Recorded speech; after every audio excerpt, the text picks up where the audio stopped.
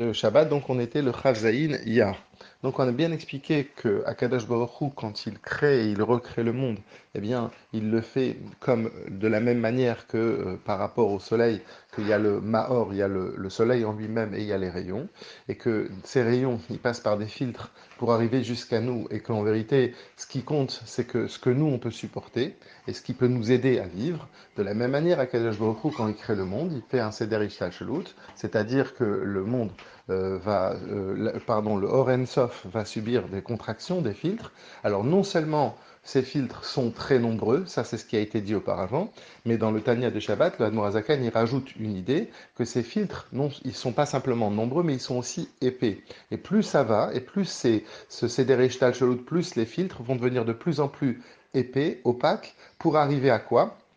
Pour arriver à créer du monde matériel, pour arriver à créer de la matérialité dans lequel on peut considérer, si l'on peut dire, entre guillemets, hein, que la vie d'Akadosh Baruch Hu, elle est morte dedans. Ça veut dire quoi, Chazé Shalom? Ça veut dire qu'on ne la voit pas. C'est tellement épais, c'est tellement puissant, les filtres qu'il y a ici, que le monde matériel peut ressentir qu'il vit de par lui-même et qu'il n'y a plus, il n'y a pas d'Hachem. Mais en vérité, tout ça, c'est complètement faux, parce que dans ce matériel, il y a le Or Sof, comme on l'avait expliqué, toute la base du Seder Ishtalshelut, c'est que de la même manière qu'Akadash Baruch Hu est descendu, nous aussi, on peut aussi remonter. Et donc, finalement, dans le dernier niveau des filtres, c'est quoi? Il s'appelle Malchut de Asiya, comme on le fait dans Sirat Omer, on a bien compris l'idée, c'est Malchut de Malchut, c'est-à-dire le dernier niveau du dernier monde de Asiya, donc le niveau le plus bas. Et bien, dans ce niveau le plus bas, si on remonte,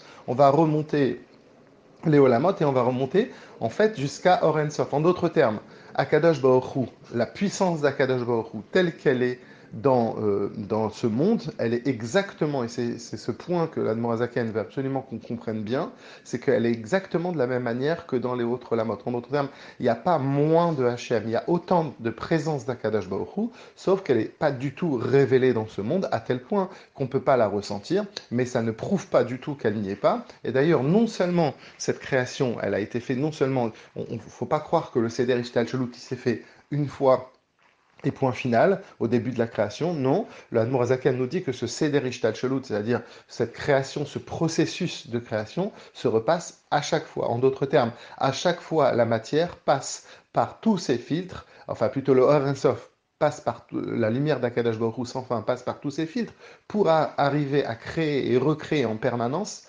là, le matériel, le monde matériel que nous voyons. Et donc, on voit ici l'importance du monde matériel. C'est dans lui aussi que l'on peut retrouver Akadosh Baruch Hu.